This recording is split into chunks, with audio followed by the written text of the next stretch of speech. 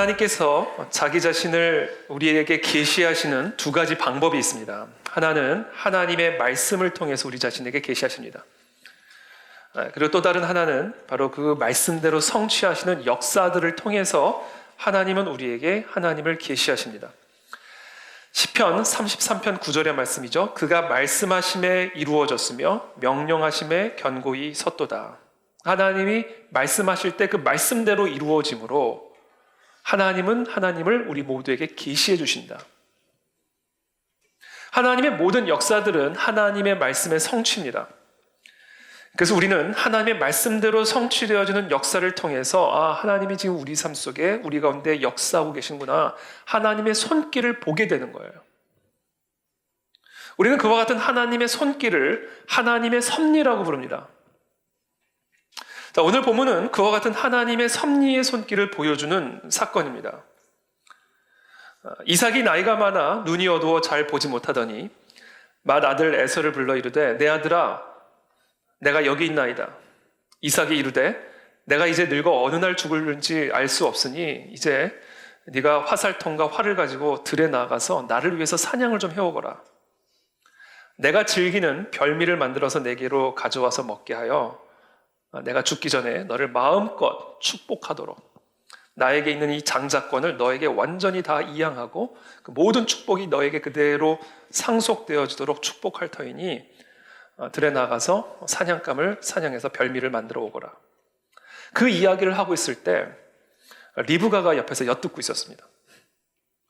그때 에서가 사냥을 하기 위해서 들로 나갔을 때 리브가는 자기의 둘째 아들 야곱을 부릅니다.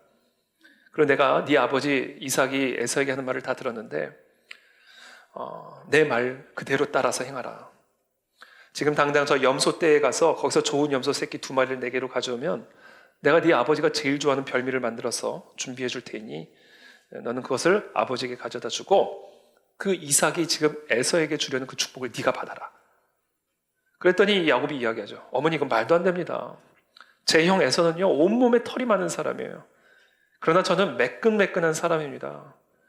아버지께서 나를 축복하기 위해서 나를 만지실 것이 분명한데 분명히 아버지가 내 피부를 만지는 순간 털이 없는 것을 보고는 야곱이라는 사실을 알고 나를 저주할 것이 분명합니다. 아버지를 속이는 자로 보여서 아버지가 나를 저주할 것입니다. 그때 어머니가 잔말 말고 내 말만 따라라. 그리고는 리브가가 집안에 있는 자기 에서의 가장 좋은 의복을 가져다가 에서의 옷을 가져다가 야곱에게 입히고 또 염소 새끼의 가죽을 그의 손과 목에 매끈한 부분에 묶어서 이삭이 그 몸을 만질 때 마치 에서인 것처럼 속이기 위한 그런 조치들을 취하게 되죠. 그리고는 야곱이 리브가가 만든 별미를 가지고 이삭에게 갖다 주면서 아버지 마음껏 내게 축복하옵소서. 이삭이 어떻게 이렇게 빨리 잡았느냐? 여호와 하나님께서 나로 순조롭게 잡게 하였나이다. 하나님의 이름으로 거짓말을 하죠. 이삭이 야곱에게 이르되 내 아들아 가까이 오라. 네가 과연 내 아들 에서인지 내가 확인해야 되겠다. 내가 너를 좀 만져봐야 되겠다. 야곱이 그 아버지 이삭에게 가까이 가니 이삭이 만지며 이르되 음성은 야곱인데 몸은 에서이네. 그러면서 23절에 이렇게 말합니다.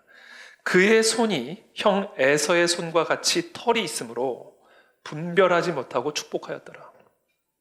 저는 오늘 이 본문 통틀어서 가장 제가 많은 시간을 할애해서 묵상하고 생각했던 구절이 바로 이 23절의 구절입니다. 그의 손이 형 에서의 손과 같이 털이 있으므로 분별하지 못하고 축복하였더라. 에서를 축복하려고 했던 이삭이 에서와 야곱을 분별하지 못하고 야곱을 축복하고 있는 겁니다. 분명히 지금 이삭은 에서를 축복하려고 했어요. 그러나 실제로 축복을 받은 것은 야곱이었어요. 우리는 이것을 야곱의 실수라고 말을 하지 않고 하나님의 섭리라고 말을 합니다.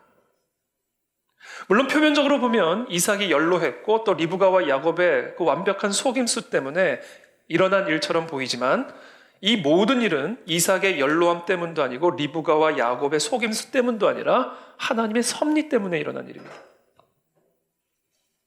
자, 그렇다면 이들의 삶 속에서 지금 일하고 계시는 이 하나님의 손길, 이 하나님의 섭리를 하나님이 이와 같은 방식으로 역사하신 그 이유가 무엇일까요? 제가 서두에도 말씀드렸죠. 하나님의 섭리는 하나님의 약속의 성취다. 그 약속을 성취하시는 하나님의 손길이 하나님의 섭리라고 말씀을 드렸어요.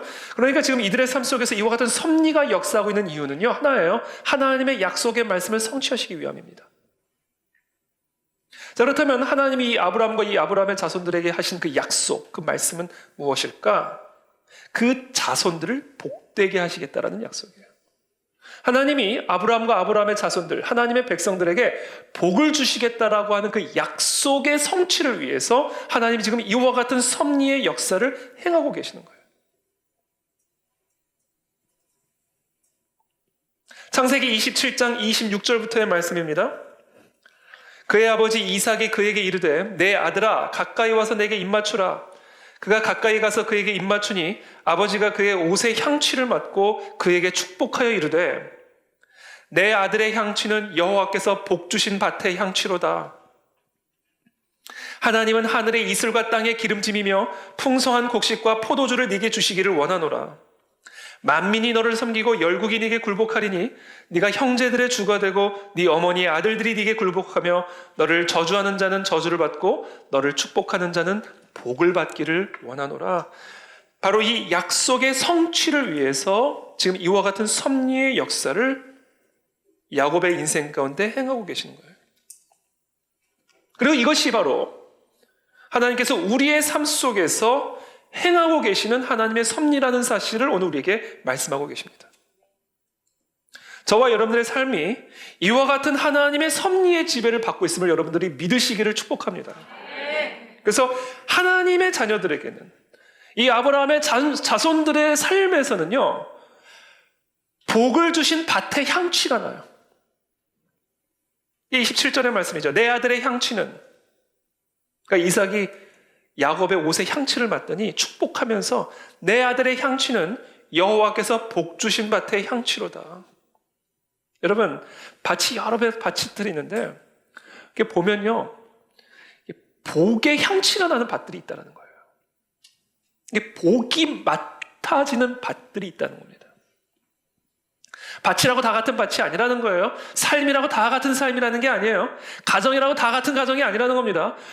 복을 주신 밭에 향취가 있는 밭이 있다라는 겁니다. 그것이 바로 하나님의 백성들과 자녀들에게 약속하신 약속이에요. 그리고 하나님의 그 전능하신 주권적인 손길은 우리의 삶에 일어나는 모든 일들을 통하여 우리의 인생에 그와 같은 복을 주신 밭에 향취가 나게 일하고 계신다. 그것을 믿으시기를 축복합니다. 물론 당시에는 그 향기가 잘 느껴지지 않죠. 어떤 공경이나 어려움에 처했을 때 그 향기가 정확하게 우리 안에서 나타나지 않기 때문에, 그 사건 안에서 아무런 복의 향취가 나타나지 않기 때문에, 지금 내 환경 속에서 어떤 복의 향취도 나오지 않고 있기 때문에 우리가 쉽게 절망하거나 근심에 빠지기가 쉽습니다. 여러분, 야곱이 자신의 아들 요셉을 잃어버렸을 때 그 일 속에서 복의 향취를 맡을 수 있었을까요? 요셉이 억울한 누명을 쓰고 감옥에 들어갔을 때 그 속에서 과연 어떤 복의 향취를 그 쾌쾌한 감옥 속에서 맡을 수가 있었겠습니까? 그러나 나중에 그 모든 일들이 다 지나고 나서 죽은 줄 알았던 내 아들 요셉을 다시 만나고, 그 요셉이 그냥 온 것도 아니라 애굽의 총리가 돼서 나타났을 때, 지난 그 모든 시간들을 되돌아봤을 때 얼마나 놀라운 황홀한 기쁨과 감사가 넘쳐났겠어요. 우리 삶에도 그렇잖아요. 참 우여곡절 끝에 이 모든 일들이 결국은 합력하여 나에게 놀라운 복이 되었다는 그런 경험을 하게 될 때, 그래 지난 시간을 돌아봤을 때 그게 얼마나 황홀합니까? 야, 그때 내가 그렇게 절망했는데 하나님이 그때 그러한 방향으로 이끄시고 계셨구나. 내가 그때 그 감옥에 들어가지 않았으면 내가 그때 어떻게 애굽의 총리가 될 수 있었을까? 황홀하게 느껴지는 거예요, 되돌아보면. 왜? 우리의 삶은요, 하나님의 섭리의 지배를 받고 있기 때문에 그래요. 그래서 여러분, 다 지나고 나면요, 지금 여러분들의 이 순간순간들이 황홀하게 느껴질 줄을 믿습니다. 그래서 환난과 곤고한 날에 우리가 반드시 해야 할 일이 있어요. 의무예요. 그게 뭐냐? 하나님의 섭리를 기억하고 묵상하는 일입니다. 그래서 하나님은 유월절을 명령하신 거예요. 온 애굽의 장자들이 다 죽임을 당할 때 너희들만 구별되어서 유월절에 어린 양을 받은, 어린 양의 피를 바른 그 집안만 이 모든 죽음의 심판이 넘어가는, 너희들에게 이 구별된 복이 임한 이 섭리의 역사를 기억하고 매년 유월절을 통해서 기념하라. 하만이 모든 유대 민족을 멸절하려고 하였을 때 그 하만이 세워놓은 장대에 하만이 매달린 그 하나님의 섭리의 역사를 불임절이라는 절기를 통해서 날마다 기억하고 묵상하라. 그와 동일한 하나님의 섭리의 역사가 우리가 물 가운데 지날지라도, 불 가운데 지날지라도, 푸른 초장에 있든지 사망의 음침한 골짜기를 지날지라도 항상 우리를 지배하고 다스리고 있음을 기억하라. 지나고 나면 이 모든 일들이 다 황홀하게 경험되어질 것이고 하나님을 예배할 그날이 반드시 오게 될 것이다.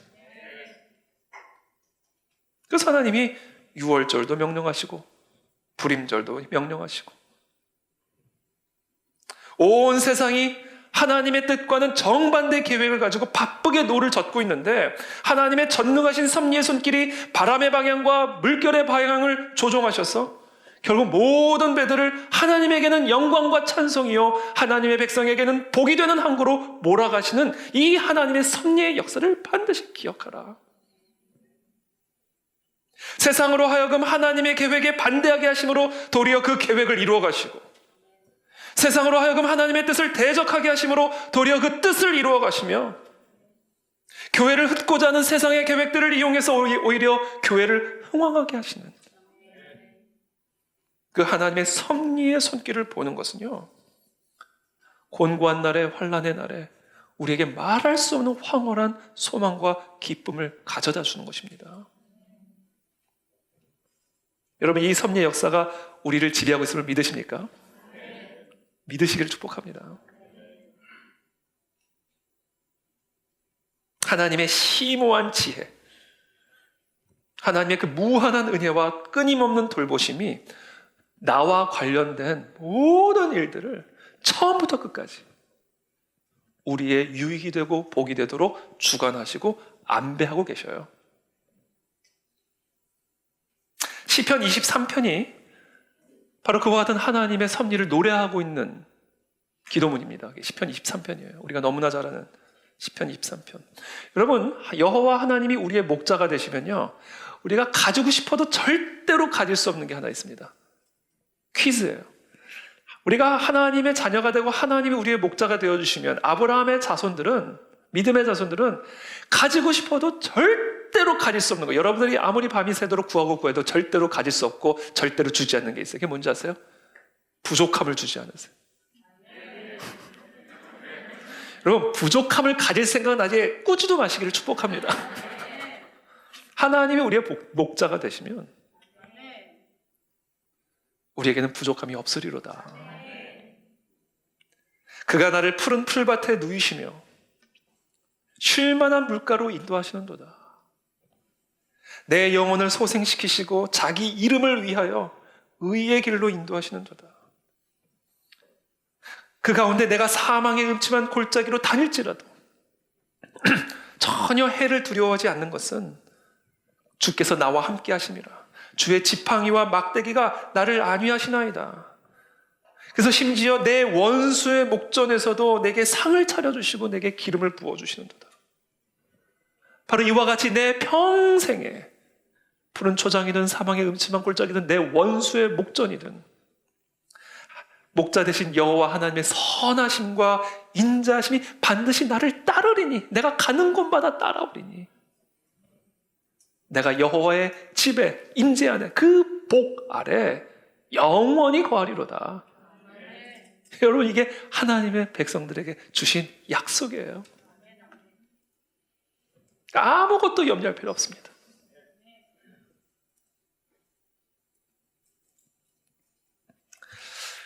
그런데 이와 같은 복을 모든 사람이 누리는 건 또 아니에요. 저의 설교의 특징이 있어요. 굿뉴스를 얘기한 다음에 밴뉴스도 얘기해요. 이와 같은 복을 모든 사람이 누리는 건 또 아니에요. 아니, 한 뱃속에서 나오는 한 쌍둥이 형제인데 누구는 복을 받고 누구는 복을 뺏기잖아요. 똑같은 아브라함의 자손인데.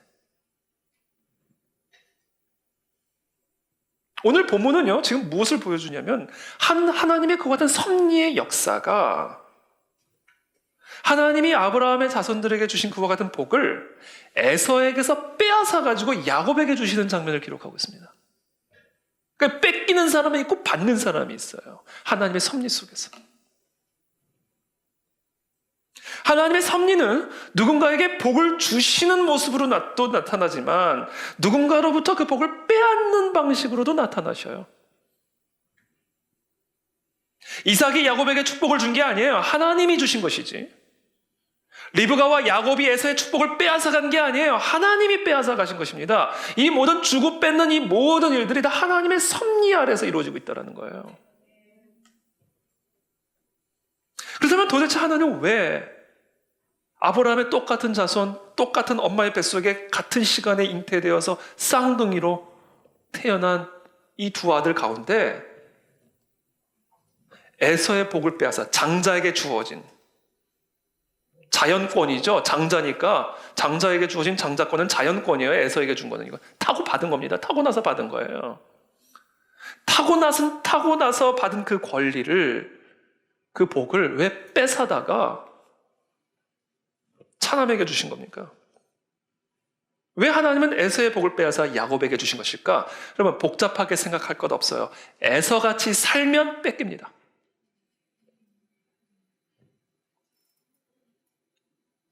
하나님의 섭리는 에서같이 사는 자의 복을 빼앗아 야곱같이 사는 자에게 주십니다.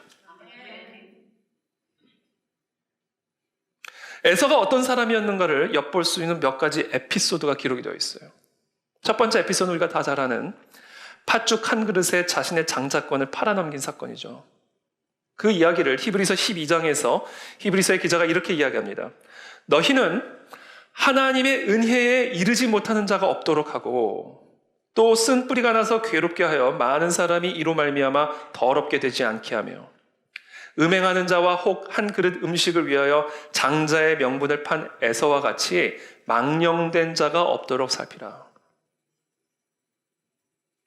한 그릇의 음식을 위해서 장자의 명분을 팔아버린 에서를 지금 히브리서 기자는 망령된 자라고 이야기를 하고 있고요. 이와 같이 망령된 자는 하나님의 은혜에 이를 수 없다. 하나님의 은혜에 이르지 못하는 자다라고 이야기하고 있습니다. 자, 하나님의 은혜에 이르지 못하는 자라는 것은 하나님의 복을 받을 수 없는 자라는 것을 의미하는 거예요. 자, 제가 이 말씀을 묵상하는 가운데 하나님의 은혜에 이르지 못하는 자라는 게 과연 무슨 의미인가? 하나님의 은혜가 나에게 오는 거 아니었어? 하나님의 은혜가 나에게 임하는 거 아니었어? 근데 내가 하나님의 은혜에 이르지 못한다는 게 과연 무슨 의미인가? 여러분, 거기서 무엇을 의미하냐면요. 하나님의 은혜가 나에게 오기 위해서는요, 내가 하나님의 은혜에 이르러야 된다는 거예요. 내가 하나님의 은혜에 이르러야, 내가 하나님의 은혜를 향해 나아가야 그 은혜가 나에게 오신다라는 것을 지금 이 히브리서 본문이 우리에게 가르쳐주고 있는 겁니다. 그렇다면 이 하나님의 은혜에 이른다는 것, 하나님의 은혜에 이르는 자가 된다는 것은 무엇을 의미하는 것일까? 하나님의 은혜를 열정적으로 갈망하는 자를 의미하는 겁니다. 하나님의 은혜에 도착할 수 있는 자, 하나님의 은혜가 예를 들면 물리적으로 표현을 하면 저기 있다고 한번 생각해 보세요. 저 하나님의 은혜에 이르는 자는요, 저 하나님의 은혜를 향한 갈망이 있는 자만이 저 은혜를 향해 나아갈 수 있다는 거예요.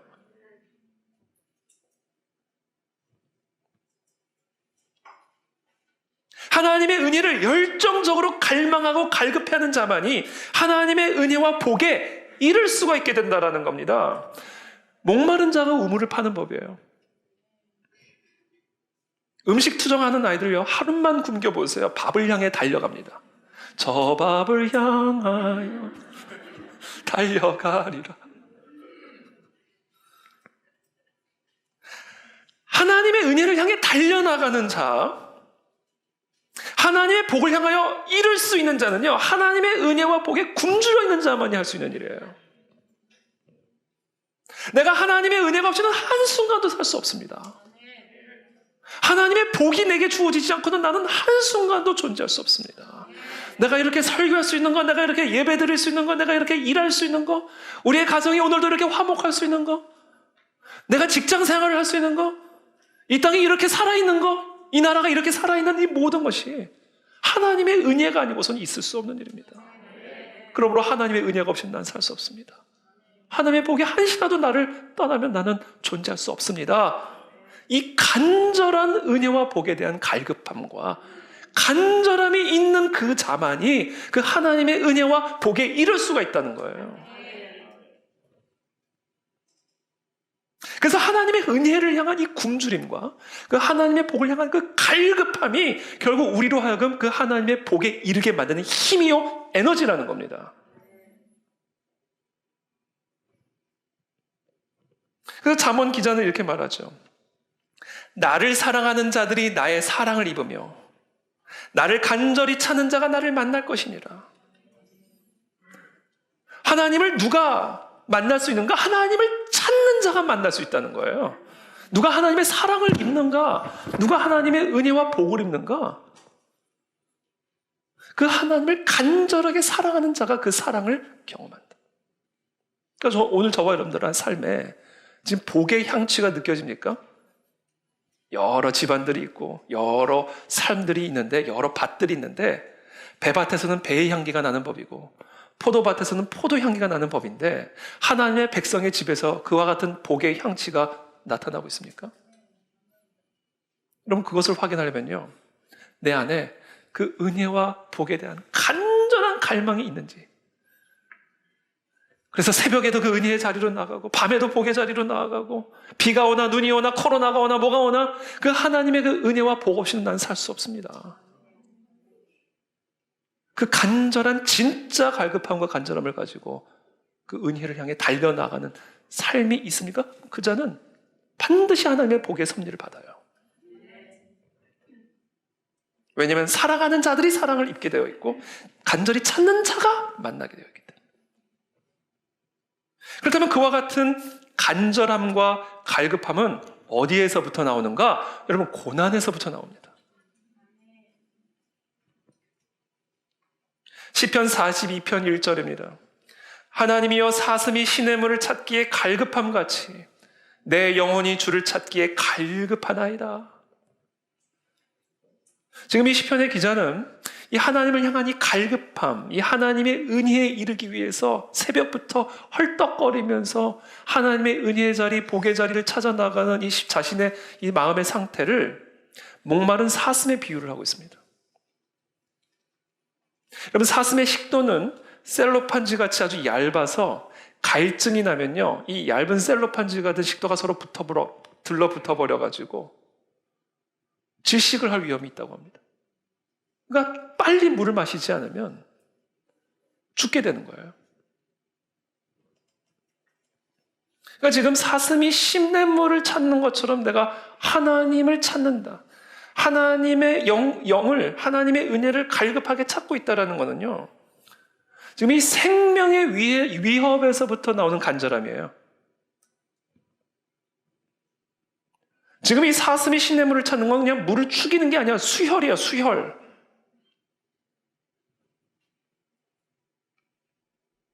생명의 위협을 느끼는 그와 같은 고난으로부터 살 소망까지 끊어져서 내 힘으로 도저히 감당할 수 없는 마치 사형 선고를 받은 것과 같은 그와 같은 상황에서 나오는 하나님을 향한 간절함이었다. 이 시편 기자는 바로 그와 같은 간절함으로 지금 하나님의 은혜를 구하고 그 은혜에 이르기를 애써 원하고 바라고 갈망하고 있다는 거예요. 자, 그와 같은 간절함이 어떻게 만들어졌습니까? 고난이 그와 같은 간절함을 만들어낸다는 거예요. 힘에 지나도록 심한 고난을 받아 살 소망까지 끊어지고 마치 내가 사형 선고를 받은 것과 같은 그와 같은 상황을 하나님이 허락하신 이유는 나로 하여금 나 자신을 의지하지 말고 죽은 자도 다시 살리실 수 있는 하나님만 의지하게 하려 함이라. 그게 이 고난 안에 담겨져 있는 하나님의 복의 섭리라는 겁니다. 왜 그 고난이 와야 하나님의 은혜가 없이는 내가 살 수가 없는 거구나. 이게. 내가 노를 져서 배를 간다고 생각했더니 이게 내가 노를 져서 배를 움직일 수 있는 게 아니었구나. 하나님의 은혜가 없이는, 복이 없이는 내가 살 수조차 없는 인간이라는 거구나. 그것을 고난이 가르쳐 준다고요, 고난이. 그리고 그와 같은 고난이 나로 하여금 그래서 하나님의 은혜에 이르기 위해서 마치 신내물을 찾아다니는 목마른 사슴처럼 헐떡거리면서 하나님의 은혜를 향해 나가게 됩니다. 그와 같은 자가 하나님의 은혜에 이를 수 있는 자다.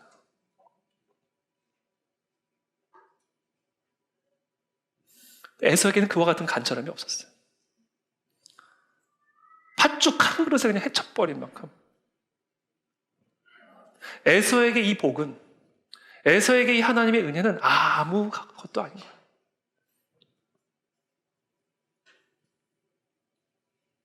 하나님의 은혜를 의지하여 사는 자가 아니라 육신의 양식이 주는 육신의 힘으로 충분한 자였던 거예요.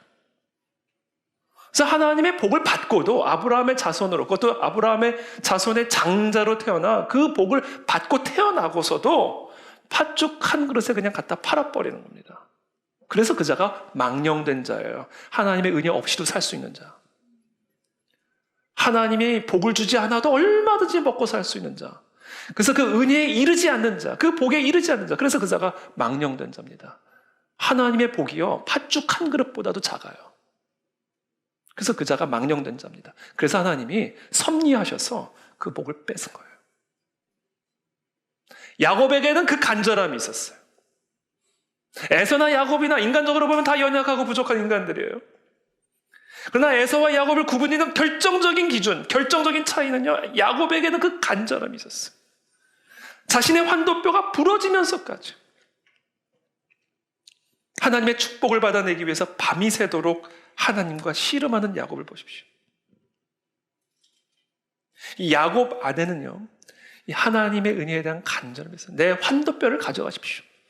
차라리 나를 죽이십시오. 내가 복을 받지 않고는 하나님 그대로 보내드리지 못합니다.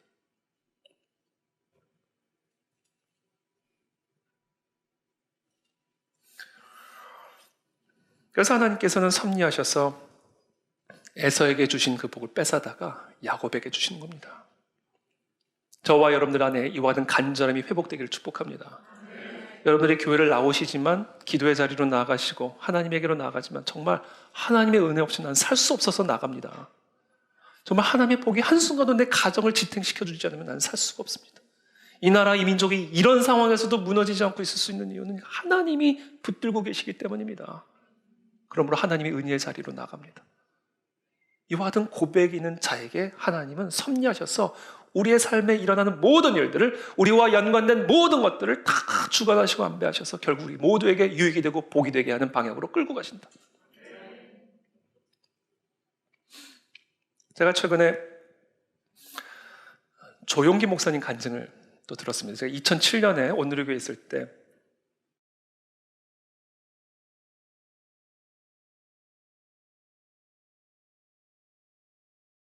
우리 온누리교회에서 부흥 집회를 할 때 조용기 목사님 오셔서 그때 집회를 인도해 주셨는데, 그때 저도 그 자리에 현장에 서 있었어요.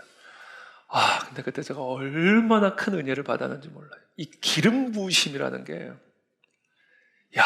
정말 압도를 당했어요. 압도를. 저는 조용기 목사님 설교를 그때 현장에서는 처음 들어봤거든요.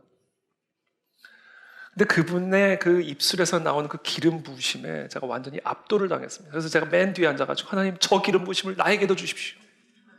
대머리만 빼고. 저 입술의 기름 부으심, 저 말씀의 능력을 하나님 나에게도 주십시오. 간절하게 제가 사모하면서 그 설교를 들었던 기억이 있어요. 근데 이분이 도대체 이분의 이 기름 부으심이 어디서 나오는 것일까? 제가 그 설교를 들으면서 알았어요. 평생 동안 안고 다니는 병이에요, 병. 한순간도 건강한 적이 없는 거예요. 그래가지고 설교를 하러 나갈 때마다, 하나님, 오늘이 끝입니까? 오늘이 마지막입니까? 이 앉았다가 올라오는 그것까지도 하나님의 은혜가 없이는 올라갈 자신이 없는 그런 건강 상태인 거예요. 그래가지고 이분이 설교를 하는데요. 딱 이러고 움직이질 않아. 힘이 없으니까. 고개도 안 움직여요. 그냥 딱 이러고요. 눈동자도 안 움직여요. 눈빛도, 이 눈초리도 안 움직여요. 그냥 뭐만 움직여요. 입술만 움직여요.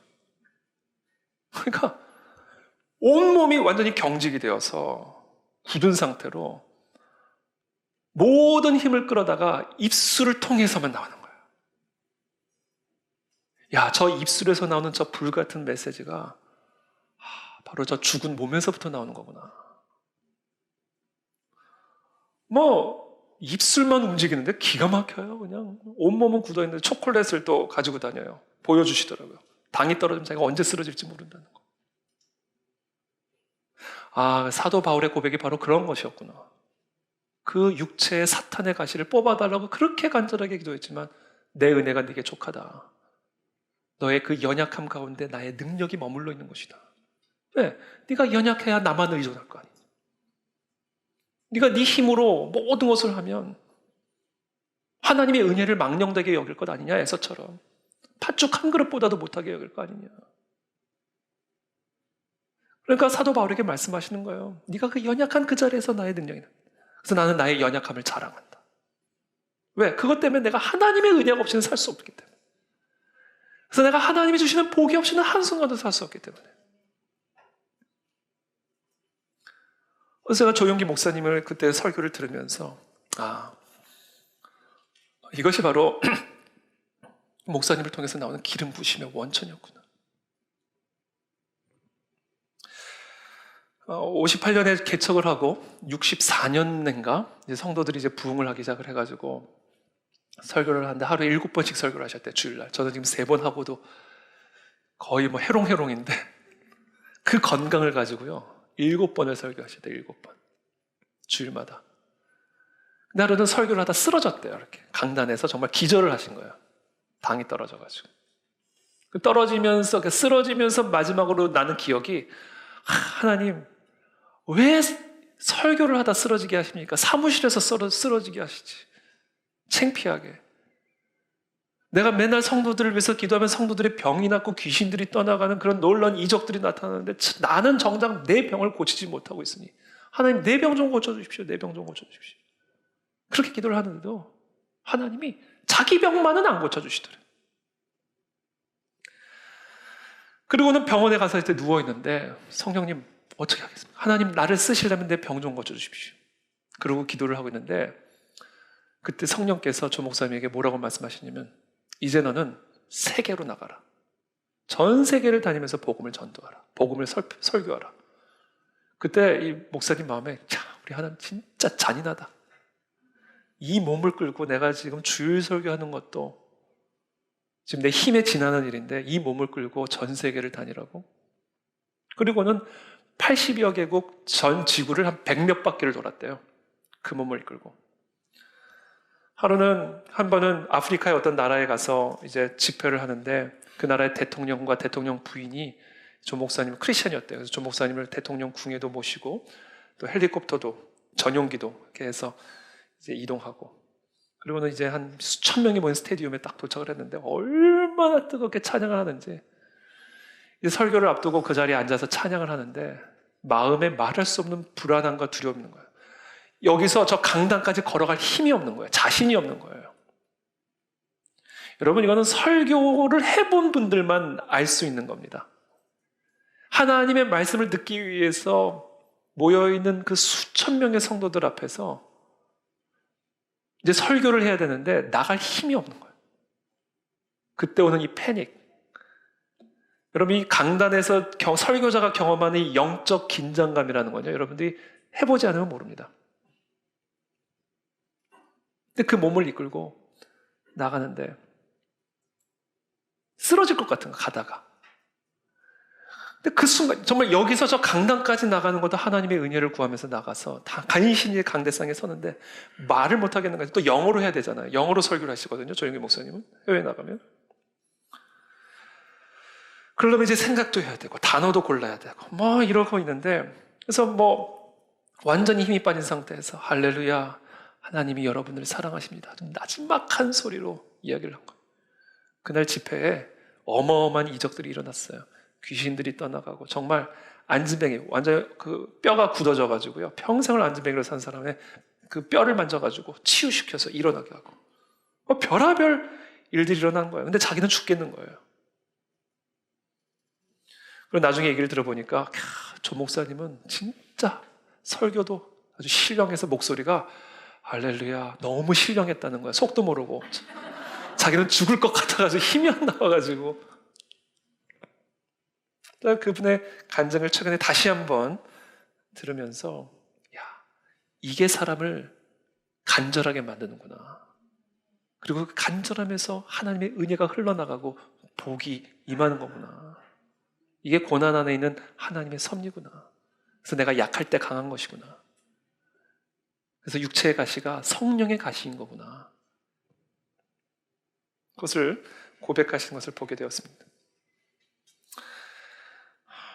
두 번째 에피소드가 있어요. 이 에서가 어떤 사람이었는지, 왜 하나님의 섭리가 역사하셔서 이 에서의 복을 빼앗아 야곱에게 주셨는지를 보여주는 두 번째 에피소드가 있습니다. 창세기 26장 34절에 보면 이렇게 기록합니다. 에서가 40세에 헷족속 부에리의 딸 유딧과 헷족속 엘론의 딸 바스맛을 아내로 맞이하였더니 그들이 이삭과 리브가의 마음에 근심이 되었더라. 에서가 40세가 되던 해에요. 헷족속의 두 딸들, 두 여자들과 결혼을 해서 아내로 맞이합니다. 그리고 이 일이 이삭과 리브가에게 큰 근심이 되었다라고 고백하고 기록하고 있습니다. 여러분, 리브가가 야곱과 공모해서 속임수까지 써가면서 축복권을 강탈하기 위한 작전을 펼친 이유는요, 바로 이 리브가의 며느리들 때문이었습니다. 이 에서의 두 아내들 때문이었어요. 그것을 우리가 엿볼 수 있는 본문이 28장 46절의 말씀입니다. 리브가가 이삭에게 이르되 내가 헷사람의 딸들로 말미암아 내 삶이 싫어졌거늘 야곱이 만일 이 땅의 딸들 곧 그들과 같은 헷사람의 딸들 중에서 아내를 맞이하면 내 삶이 내게 무슨 재미있으리까? 이 리브가와 이 에서의 두 며느리들, 에서의 두 아내들과 고부간에 갈등이 있었다라는 사실을 우리가 엿볼 수가 있게 되고요. 지금 이 축복권을 결국은 야곱에게 전달해주고 에서가 이제 야곱을 죽이려 하니 야곱을 정말 눈물을 머금고 라반의 집으로 자신의 친족으로 보내어지는 생이별을 하는 이 모든 일을 내가 감내할 수밖에 없었던 이유. 그리고 내가 기꺼이 감내하고 싶었던 그 이유는 야곱의 아내도 에서처럼 이 헷족 속의 딸 가운데 얻을까? 내가 그것을 용납할 수 없기에 내가 이 모든 고통과 아픔을 감내하면서까지도 저 헷족 속에게로 흘러들어갈 수밖에 없는 저 축복권을 에서를 통해 에서의 아내들에게 흘러들어가 그 에서의 아내들의 자손들에게 흘러갈 그 축복권을 빼앗아다가 하나님의 약속대로 아브라함의 후손들, 내 친족의 씨 가운데로 흘려보내기 위해서 내가 이 모든 일들을 내가 기꺼이 감내하겠노라. 그러니까 이게 지금 리브가가 이렇게 속임수를 써가면서까지 그 축복권을 강탈할 수밖에 없었던 이유고, 자신의 사랑하는 아들과 생이별을 하면서까지도 그 일을 서슴지 않았던 핵심적인 이유입니다. 이게. 여러분, 헷족 속이 어떤 사람들입니까? 노아에게 세 아들이 있었죠. 셈, 함, 야벳. 함의 아들이 가나안이고 가나안의 아들이 바로 헷족 속의 조상인 헷입니다. 그런데 그 함의 가문은 어떤 가문입니까? 하나님의 저주를 받은 가문이에요. 헷 족속은 하나님의 저주를 받은 족속들입니다. 창세기 9장 24절의 말씀이죠. 노아가 술이 깨어 그의 작은 아들이 자기에게 한 일을 알고 함이 한 일을 알고 자기 아버지의 하체를 드러내버렸죠. 이에 이르되 가나안은 저주를 받아 그의 형제의 종들의 종이 되기를 원하노라 하고 또 이르되 셈의 하나님 여호와를 찬송하리로다. 가나안은 셈의 종이 되고 하나님은 야벳을 창대하게 하사 셈의 장막에 거하게 하시고 가나안은 함의 자손들은 그의 종이 되게 하시기를 원하노라. 하나님의 복을 받은 셈의 후손인 에서가 셈의 종으로 저주받은 함의 자손인 헷사람들과 결혼을 해서 한 몸을 이룬 거예요. 하나님의 복을 받은 가문이 하나님의 저주를 받은 가문과 하나가 된 겁니다. 에서는 도대체 어떻게 이런 일을 할 수 있었을까? 하나님의 복을 가볍게 여겼기 때문이에요. 하나님의 은혜에 대한 간절함이 없었어요. 내가 지금 당장 먹고 싶은 팥죽 한 그릇에 하나님의 은혜도 팔아버릴 수 있는 것처럼 내가 지금 당장 결혼하고 싶은 저 여자들과 한 몸을 이루기 위해 하나님이 이 가문에게 주신 약속 따위는 상관없는 거예요. 그래서 이 저주받은 가문의 두 여자들과 한 몸을 이루게 된 겁니다. 여러분, 하나님의 복을 정말로 간절하게 사모하는 자들에게서 나타나는 특징이 있습니다. 정말 그 사람이 하나님의 은혜는 살 수 없습니다라고 고백하는 사람들에게서 나타나는 가장 중요한 특징이 있는데 그게 뭔지 아세요? 그 은혜를 받기에 합당한 그릇으로 스스로를 구별시키는 일을 합니다. 정말로 하나님의 은혜를 간절히 사모하는 자들은요, 그 은혜를 받을 수 있는 삶이 되도록 나 자신을 거룩한 그릇으로 구별시켜요. 왜? 하나님의 은혜는 그 은혜를 받기에 합당한 그릇에만 주어지기 때문에 그래요. 여러분, 되게 귀중품들이 어디 있습니까? 거실에 있습니까? 진짜 귀중품들이? 출입구에 있습니까? 신발장 위에 있습니까? 아니에요. 우리 집에서 가장 중요한 것일수록 우리 집에 가장 깊은 곳, 가장 존귀한 그릇에 담겨 있는 거예요. 하물며 하나님의 은혜, 하나님의 복,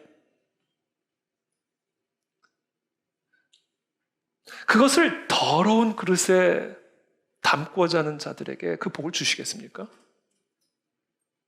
죄로 얼룩진 그 더러운 가문에, 그 저주받은 가문에, 그 저주받은 삶에 하나님의 그 은혜의 복을 담아주실 수가 있겠습니까?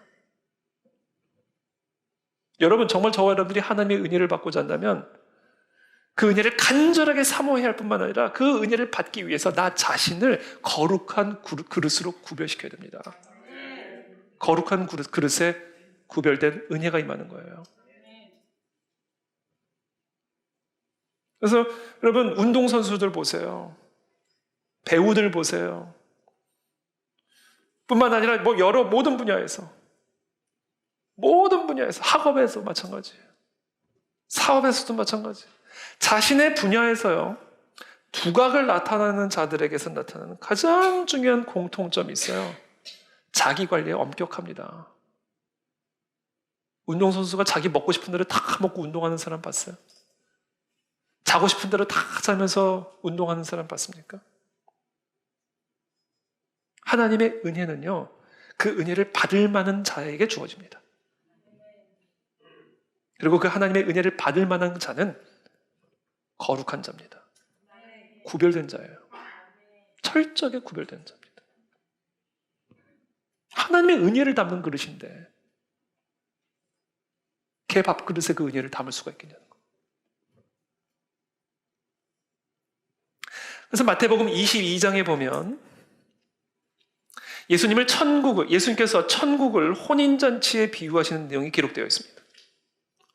종들이 길에 나가서 악한 자나 선한 자나 만나는 대로 다 데려옵니다. 임금이 그렇게 명령했어요. 다 데려와라.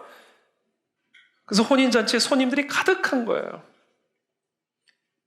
임금이 손님들을 보러 들어와서는 수많은 사람들이 이 혼인잔치장에 빼곡하게 앉아있는 것을 보고는 마침 거기에 예복을 입지 않고 들어온 한 사람을 발견하게 됩니다. 그리고 그 사람에게 찾아가서 말씀하셔요. 너는 어찌하여 예복을 입지 않고 여기에 들어왔느냐? 임금이 사환들에게 명령합니다. 그 사람의 손과 발을 묶어 바깥 어두운 데 갖다 던져버려라. 그러면서 이 비유에 담겨진 메시지를 이렇게 말씀하셔요. 청함을 받은 자는 많되 택함을 받은 자는 적으니라. 이 하나님의 은혜의 자리, 이 하나님의 복에 초대를 받은 자들은 너무나 많아요. 아브라함의 자손, 별과 같이 많은 수많은 아브라함의 자손들에게 이와 같은 약속의 초대를 받았습니다.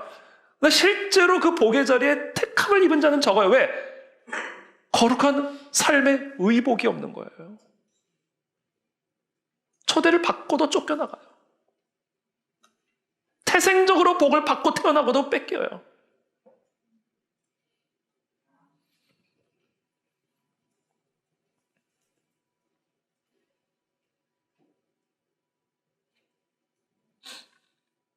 그러므로 하나님의 구별된 은혜와 복을 정말로 누리고자 하는 자, 정말 저와 여러분들이 우리의 삶에 복의 향기가 나는 그런 그런 삶, 그런 가정, 그런 기업, 그런 교회가 되고자 한다면 오늘 이 시간 우리 모두가 구별되기로 결단해야 됩니다. 이게 정말로 복을 간절히 원하는 자의 특징이에요. 제가 간증을 자주 하죠. 종종 했죠. 제 간증을. 제가 교통사고 났던 간증. 어디 갔다 오다가, 어디 갔다 온 건 다 아시니까 제가 얘기는 안 해요. 비밀이에요. 말씀하지 마세요. 나이트클럽 다녀오다가 신나게 놀고 오다 교통사고 난 간증을 제가 자주 했죠. 제가 그때 태어나서 처음으로 성령의 음성을 들었어요. 정말 제가 태어나서 처음 들은 하나님의 음성이 뭐였는지 아세요? 나는 네가 구별된 삶을 살기 원한다였어요.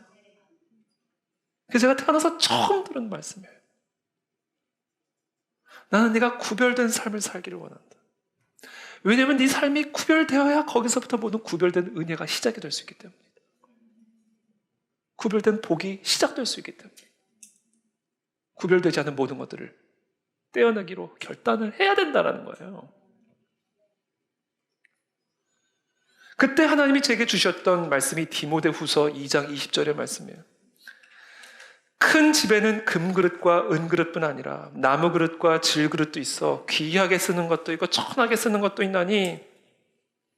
맞아요. 사람들을 보면 큰 집에 있는 금그릇, 은그릇, 나무그릇, 질그릇처럼 다양한 재료로 만들어진 그와 같은 그릇들이 있어요. 그러므로 누구든지 이런 것에서 자기를 깨끗하게 하면 귀히 쓰는 그릇이 돼요. 그러니까 이 주인의 입장에서는요, 그 그릇이 금그릇이냐, 은그릇이냐, 나무그릇이냐, 질그릇이냐는 아무 차이가 없어요. 깨끗하게 구별된 그릇만 쓰실 수 있다는 겁니다. 나무 그릇이면 어때요? 하나님이 쓰시면 되는 거지. 아니, 하나님이 나무 그릇을 들여다 하나님의 궁전에서 쓰시겠다는데 무슨 상관이에요? 근데 그 선택을 만드는 게 구별된 깨끗함이라는 거예요. 아무리 금그릇이어도 더러우면 못 쓴다는 거. 거기에 내가 어떤 은사도 어떤 은혜도 어떤 복도 담아줄 수가 없다는 겁니다.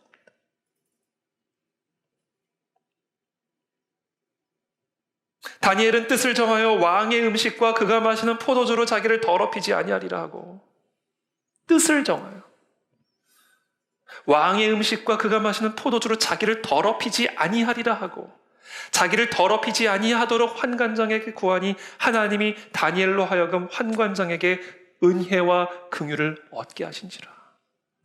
자기를 왕이 먹는 음식과 포도주로 더럽히지 않기로 결단을 하는 그 순간 하나님이 환관장에게 은혜를 얻게 하시는 거예요. 복을 받게 하시는 거예요. 사자굴에 가도 복을 받게 하시고, 어떤 모함 앞에서도 복을 받게 하시고, 불구덩이 속으로 들어가도 복을 받게 하시고, 하나님이 이 네 소년에게 학문을 주시고 모든 서적을 깨닫게 하시고 지혜를 주셨으니 다니엘은 또 모든 환상과 꿈을 깨달아 알더라.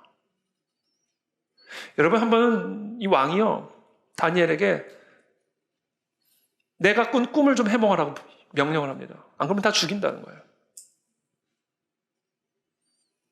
그래서 그 꿈을 해몽해 주려고 나갔더니 이 왕이 하는 말이, 내가 꾼 꿈부터 맞춰라. 이건 사람이 할 수 있는 일이 아니죠. 왕이 어젯밤에 무슨 꿈을 꿨는지 어떻게 꿈을 얘기를 해줘야 뭐 좀 썰도 풀어서 해몽을 하든지 뭐. 근데 이 진짜 그 해몽의 확실성을 담보하기 위해서 네가 진짜 그런 사람이라면, 네가 진짜 그런 능력이 있는 사람이라면 내가 꾼 꿈부터 맞춰. 그러면 내가 네가 할 그 해몽을 내가 인정할게. 이거예요. 근데 그 꿈을 맞춰요. 정확하게 얘기를 해요. 그리고 꿈의 정확한 의미를 설명합니다. 이거는요, 사람의 능력이 아니에요. 하나님의 능력이에요.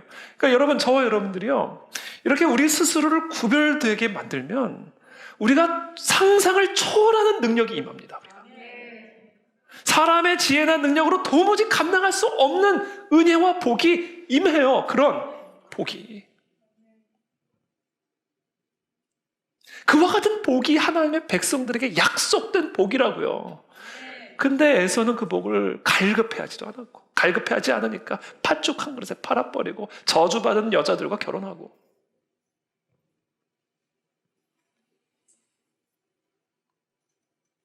에서에게는 그런 구별됨이 없었던 거예요. 한마디로 에서는요, 막 살았어요. 그냥 막 살았어요. 그냥 하고 싶은 대로 막 살았어요. 그냥 팥죽 먹고 싶으면 장자권도 갖다 버려버리고. 딱 눈에 보기에, 내 눈에 보기에 아름다워 보이면 한 여자든 두 여자든 해쪽 속이든 이스라엘 족 속이든 데려다 살고.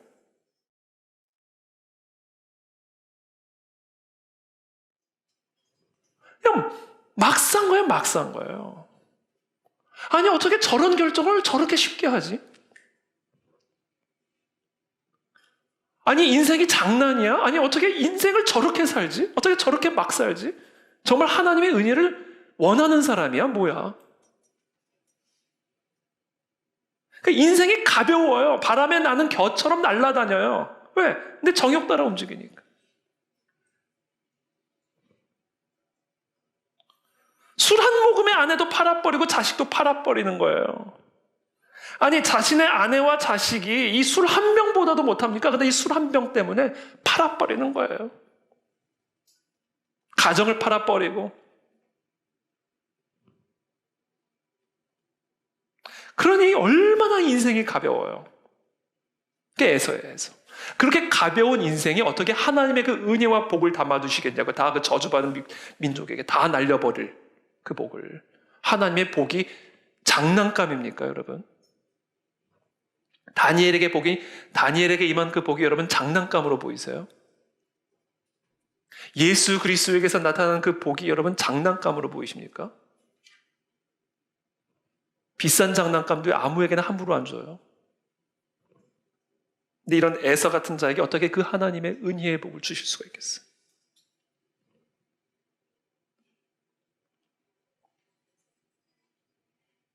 그런즉 사랑하는 자들아, 이 약속을 가진 우리는 고린도후서 7장의 말씀이죠. 하나님을 두려워하는 가운데서 거룩함을 온전히 이루어 육과 영의 온갖 더러운 것에서 자신을 깨끗하게 하자. 이와 같은 자에게 하나님의 은혜와 복이 임하는 겁니다.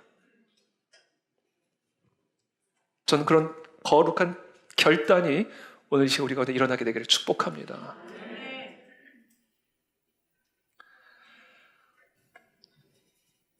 하나님이 아브라함과 그 자손에게 약속하신 복은 그 자손들과 그 가문을 복 주시겠다는 약속일 뿐 아니라 마지막 두 번째 복이 있습니다. 그 복을 줘서 그 복을 받은 아브라함의 자손들로 하여금 천하 만민을 복되게 하기 위함이었어요. 그게 이들에게 주어진 복이었습니다. 내가 복이 있는 자가 될 뿐만 아니라 다른 사람을 복되게 할 수 있는 복을 주셨다는 거예요. 이게 저와 여러분들에게 주어진 복이에요. 하나님의 은혜와 복을 간절하게 사모하고 그 은혜를 담아내기 위해서 거룩하게 스스로를 구별시킨 자에게 주어지는 복, 축복권입니다. 내가 축복하면 그 사람이 복을 받아요. 내가 그 땅을 축복하면 그 땅이 복을 받는 거예요. 그 땅이 복을 받으면 그 땅의 역사는 귀신들이 떠나는 겁니다.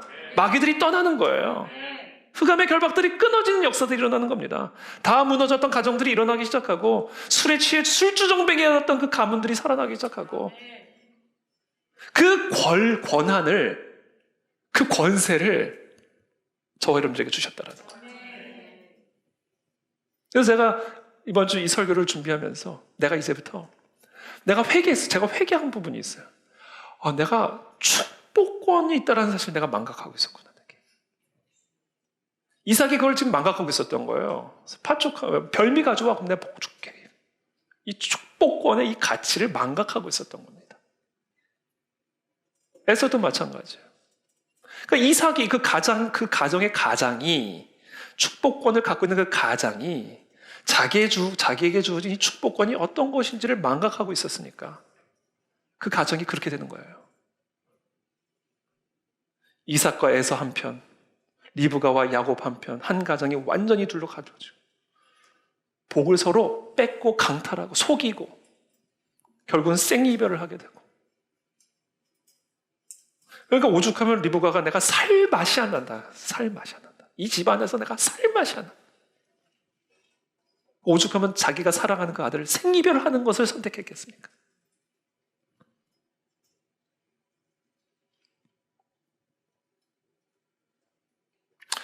그래서 제가 회개했어요. 여러분, 저와 여러분들의 가정에 문제가 생기기 시작하면요, 그것은 우리의 가정이 축복권을 쓰지 않고 있기 때문이에요. 축복권을 가진 자가 축복권을 함부로 망각하고 오용하고 있기 때문입니다.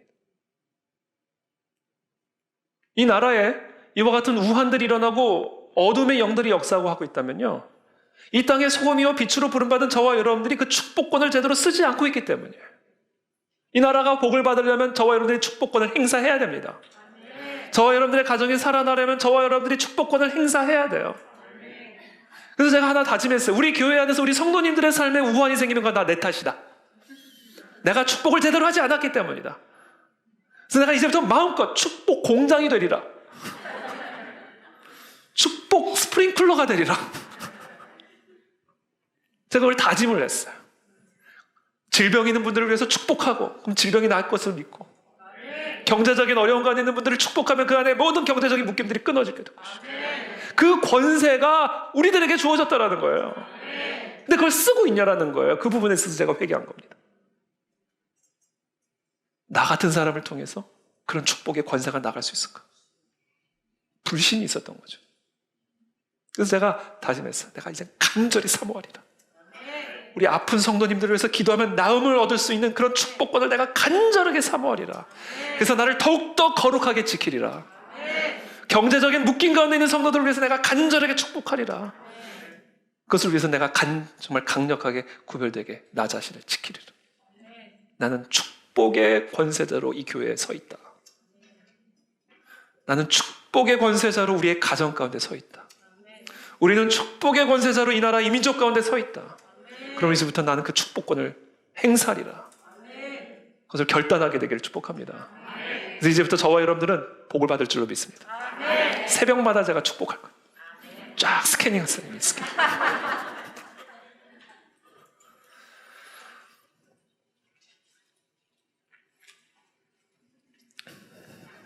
제가 마지막 우리 조 목사님 간증 하나만 말씀을 드리고 오늘 설교를 마치도록 하겠습니다. 1958년에 신학교를 졸업하고 이제 교회를 개척하셨어요. 그 당시 한국 사회는 6.25 전쟁의 아픔을 완전히 극복하지 못한 그런 상태여서 너무나 가난하고 무질서하고 좌절하고 절망적인 상황이었습니다. 그때 조용기 목사님도 이곳저곳 갈 곳이 없어서 불광동에 가서 남의 깨밭에 허락도 받지 않고 천막을 세웠습니다. 그 이튿날 주인이 와서 얼마나 호통을 치든지 비용을 내기로 약속하고 24인용 천막을 하나 세웠어요. 가마니를 깔고 복음을 전하기 시작했는데 누가 와야 말을 하죠. 술주정뱅이들, 창녀들, 사기꾼들, 폭력배들이 들끓는 그런 동네에 가서 복음을 계속 전했습니다. 회개하라, 천국이 왔습니다. 예수님 믿고 천당 갑시다. 그래도 거들떠도 보지 않는 거예요. 왜? 지금 그들의 상황과는 너무나 동떨어진 세계의 이야기를 하니까. 너무나 가난하고 너무나 아프고 너무나 절망적이고 너무나 고통스러운 삶 속에 있는 자들에게 회개하면 천국이 주어진다. 죽으면 천국 갑시다. 죽어서 천국 갑시다. 너무나 지금 상황과는 다른 별개의 세계의 이야기를 하니까 이 복음이 복된 소식이 아니라 귀찮은 소식으로 받아들여졌던 거죠. 깡패들이 날마다 천막을 태우겠다고 협박하고 고생을 했다고 합니다. 하루는 그 동네에서 가장 이름난 유명한 한 집에 전도를 하러 갔어요. 함경북도에서 피난 나온 집이었습니다. 아들만 9이고요. 그 집이 왜 유명했냐면 10년간 그 아버지가 술주정뱅인 거예요. 옛날 불광동에는 서울시에서 나오는 모든 배설물을 담아두는 큰 호수 같은 곳이 있었다고 합니다. 이분이요, 술만 마시면 술에 취해서 그 배설물 탕에 들어가서 목욕을 하는 거예요. 맛있는 점심 식사를 하게 되길 바랍니다. 그럼 이제 그 부인이 목에 새끼줄을 이렇게 던져요. 들어갈 수는 없으니까. 새끼줄을 휙 해가지고 목에다 해가지고 끌어내는 겁니다. 그 아들들은 구두 닦기, 소매치기, 사기꾼. 그 집을 전도하기로 결정을 하고 집으로 찾아가 문을 두드렸습니다. 토담집이에요, 흙집. 문을 두드리니까 피골이 상접한 부인이 나왔어요. 누구십니까? 저 이웃마을에 교회를 개척한 전도사인데 우리 예수 믿고 천당 갑시다. 이 조 목사님을 노려보더니만 아주 억센 함경도 사투리로 나 천국 A가 그랬대요. 이게 안 간다라는 뜻이래요. 나 천국 A가. 왜 천국을 안 갑니까? 예수쟁이들은 다 거짓말쟁이야. 나 천국 A가. 천당에 안 가면 지옥에 가야 되는데, 여러분, 아줌마, 지옥불이 얼마나 뜨거운데요. 지옥? 지옥 좋아하고 있네. 내가 지금 이미 지옥에 살고 있는데 무슨 지옥이야. 생각해봐. 내 남편은 10년 동안 알코올 중독에 돈 한 푼 안 벌어오고 있고, 내 자식들은 신발 닦고 남의 돈 훔쳐와서 먹고 살고 있는데 무슨 지옥이 겁이 나. 우리 집에 한번 들어와봐. 내가 지옥이 어떤 곳인지를 보여줄게. 들어갔더니 이건 집이 아니라 그냥 5평짜리 방이에요. 거기서 11명이 9명의 아들과 남편과 아내가 이부자리 하나 깔아놓고 살고 있는 거예요. 약간 거지예요, 거지 그냥.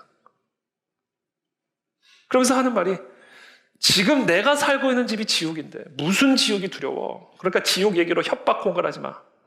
내가 살고 있는 곳이 지옥이에요. 조 목사님이 말씀하시는 거죠. 그래도 천당 가야죠. 천당이 그렇게 좋은 곳이면 지금 내가 살아있을 때 왜 천당을 안 주는 거야? 내가 원하는 천당이 대단한 천당도 아니라고. 담요 몇 장에다 끼니 때울 수 있는 쌀만 주면 그게 우리에게는 천당이야. 그런 천당도 못 주는 주제에 무슨 천당을 이야기하고 다녀? 죽어서 주는 천당 난 필요 없어. 나는 지금 천당이 필요해. 아주 질타를 당하고 쫓겨나왔어요. 그 말을 듣고 곰곰이 생각하면서 걸어가는데 그 부인 말이 다 맞아요. 지옥이 겁날 게 없는 거야. 이미 지옥에서 살고 있거든요. 정말 천당이 그렇게 아름다운 곳이라면 왜 지금 안 주시? 죽어서야 갈 수 있는 천당, 그런 천당 주시는 하나님이라면 나는 안 믿어. 그 말이 너무나 납득이 되는 거예요. 전도를 하러 갔다가는 전도를 당하고 나와가지고 이 마음의 회의가 꽉 차들어왔대요. 정말 천당이 있나? 자기조차 회의감이 들어온 거예요. 어깨가 축 늘어져서 천막으로 돌아와가지고 이제 기도를 하고 있는데, 하나님, 이제 내가 뭐를 전도해야 됩니까? 신학교에서 배운 거하고는 이 현실이 아무런 관계가 없습니다. 이 사람들은 너무 가난하고 너무 절망적이고, 그런 자들에게 아무리 회개하라 천국이 왔다 해도 소용이 없는데 내가 이래가지고 무슨 목회를 하겠습니까? 게다가 이제 나도 그 여자 말을 들어보니까 나도 천당이 희미합니다. 정말 하나님이 살아계시면 이 땅에 살아있는 동안 천국을 좀 주셔야 되지 않겠습니까? 하나님을 믿지 않는 자도 저렇게 큰 집을 짓고 잘 살고 있는데, 나는 다 쓰러져가는 24인용 천막에 냄새나는 가마니를 깔고 그 위에 엎드려서 여기에 하나님이 계신다, 여기에 천국이 있다 말하니 누가 그 하나님을 믿겠습니까? 하나님. 그러니까 완전히 혼돈과 이 혼란이 꽉 들어차가지고 그때부터 그 천막에 들어가서 그 냄새나는 가마니 위에서 모든 선입견들을 버리고 이 복음서를 마치 처음 읽는 사람처럼 읽기 시작했어요. 그리고는 그동안 자기가 알고 있었던 예수와 성경에 나타난 예수가 너무나 다른 사람이란, 다른 분이라는 사실을 깨닫게 되었습니다. 무엇을 발견했는가? 성경에 기록된 예수 그리스도는 가는 곳마다 천국에 대한 이야기를 하신 게 아니라 천국을 나눠주고 계셨다라는 거예요. 가는 곳마다. 죄인들의 죄를 용서해 주시고, 병든 자들의 병을 고쳐주시고, 귀신을 쫓아내시고, 배고픈 자는 먹여주시고, 죽은 자는 살려주시면서 천국을 이야기를 하니까 그리스도를 따라가는 거예요. 교회로 나오는 겁니다. 그런데 나는 다 죽어가는 자들에게 천국에 대한 이야기만 해주고 있으니 이래서 어찌 목회가 되겠습니까? 그때 성령께서 조영기 목사님에게 말씀하셨어요. 그러니 너도 천당을 줘라. 주님, 내가 누구에게 천당을 준단 말입니까? 주님, 저는 도저히 그를 할 수가 없습니다. 그러니까 네가 잘못된 거다. 예수 그리스도는 어제나 오늘이나 영원토록 동일하시고, 그리스도가 정말 살아계신다면 내가 한 일을 너도 해야 할 것 아니냐. 너도 살아있는 하나님을 증거하고 그 천국을 나눠주어라. 그때부터 본격적인 성령 운동이 시작이 된 거예요. 그리고 얼마 후에 그 집을 다시 찾아가서 문을 두드립니다. 또 왔네. 좋은 소식을 가지고 왔습니다. 당신 남편이 알코올 중독에서 해방될 수 있는 소식, 당신의 자식들이 훌륭한 자식이 될 수 있다는 소식, 당신의 위장병과 심장병을 치유하고 당신이 살 수 있는 조그만 집이라도 얻을 수 있다는 그 소식, 그 분을 소개해드리겠습니다. 그런 분이 어디 있어? 그런 분이 계십니다. 그분을 만나면 팔자가 달라집니다. 이상하네? 저번에는 그렇게 얘기 안 하던데? 전에는 그렇게 말하지 않았지만 지금은 이렇게 말합니다. 한번 그분을 만나보세요. 그분을 만나면 팔자가 달라집니다. 그러니까 두말하지 않고 샌들을 신고 따라 나오는 거예요. 야, 속으로 이거구나. 전에는 적개심이 으글거리더니만 팔자를 고쳐줄 수 있는 분을 만나게 한다니까 바로 따라 나오는구나. 그럼 이제 온 동네 사람들에게 이 소식을 전하면 교회로 사람들이 구름대같이 몰려들 것 아닌가. 신이 나가지고 이 부인을 데리고 천막교회로 갔는데 논두렁길을 지나서 천막까지 도착을 했어요. 이 목사님이 세웠으니까 얼마나 엉터리겠어요. 나무도 막 이렇게 다 기울어져 천막에 24인용 조그만 그 쓰러지기 일보 직전에 이렇게 기울어져 있는 천막. 그 안에 냄새나는 가마니에 사과 상자를 강대상으로 세워놓은. 그 앞에 딱 도착을 했더니 그분이 어디 있어? 그분이 이 안에 계십니다.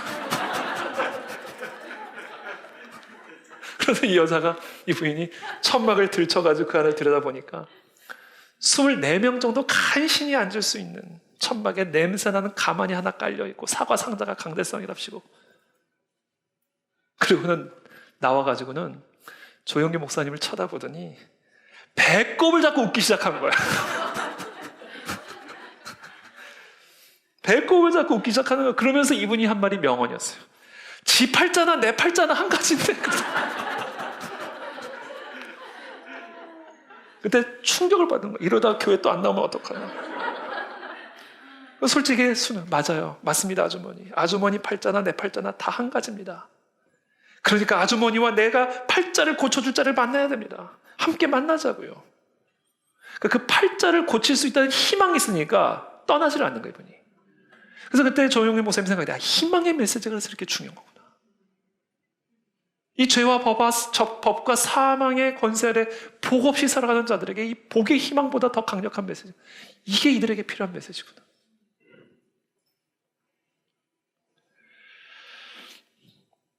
그리고 나서 처음으로 이제 그분을 교회 전도를 해서 이제 새벽에 나와서도 기도하고 술주정뱅이 되는 그 남편을 위해서 기도하고, 그렇게 기도를 하기 시작하니까 이 술주정뱅이 남편이 와가지고 너희들이 나를 위해서 기도한다며. 너희들이 나를 위해서 기도하기 시작한 때부터 술 맛이 더 좋아졌어. 그러면서 막 예배를 회방하고 깽판을 부리고. 그리고 어느 날 있는데, 교회에 있는데 갑자기 메시지가 왔어요. 쪽지가 왔어요. 자기 남편이 지금 술 먹고 혼수 상태에 빠져있다. 그래서 그냥 이러다 죽으면 어떡하나 싶어가지고 병원으로 급하게 달려가가지고 난생 처음 이 알코올 중독이 귀신의 영들은 떠나갈지어다. 거의 혼수 상태에 빠져있는 사람 머리에 손을 얹고 알코올 중독의 영들은 떠나갈지어다. 이 안에서 역사니 더러운 영들은 떠나갈지어다. 처음 해보니까 이게 맞는 건지 안 맞는 건지도 모르고 그냥 하는 거예요. 그냥 성령의 역사를 주님이 하신 대로 하는 겁니다. 그랬더니 꽥 그러더래요. 누워있던 사람이. 나 안 나가! 그러더래요. 어디를 안 나가? 그랬대요 또. 이게 무슨 의미인지를 모르겠는 거예요. 이 사람이 뭘 어디를 안 나가겠다는. 그래서 어디를 안 나가? 그런 거예요. 그만큼 이게 처음 해보는 거니까. 근데 그 일이 있은 후에 그분이 완전히 알코올 중독에서 해방이 되고 그 교회 첫 장로가 됩니다. 그 아내는 이초희 권사가 되고 9 아들 가운데 3 아들은 목사가 되고. 이게 천국을 나눠주는 삶, 이 복을, 이 권세를 우리에게 주셨다는 거예요. 그러니까 그 권세를 정말 우리가 받아 누려야 우리의 가정이 복을 받고 이 나라가 복을 받고 이 열방이 복을 받고 이 교회가 복을 받습니다. 그러기 위해서 우리가 뭐를 해야 된다? 은혜에 이르기 위해서 간절한 사모함을 가지고 나아가야 된다. 그리고 그 은혜를 받기 위해 우리를 철저하게 거룩하고 구별되게 지켜내야 된다. 우리의 생각을, 우리의 삶을, 우리의 모든 것들을 거룩하고 구별되게 지킴으로 하나님이 우리에게 허락하신 이 축복권을 행사하는 저와 여러분들이 되시기를 축복합니다.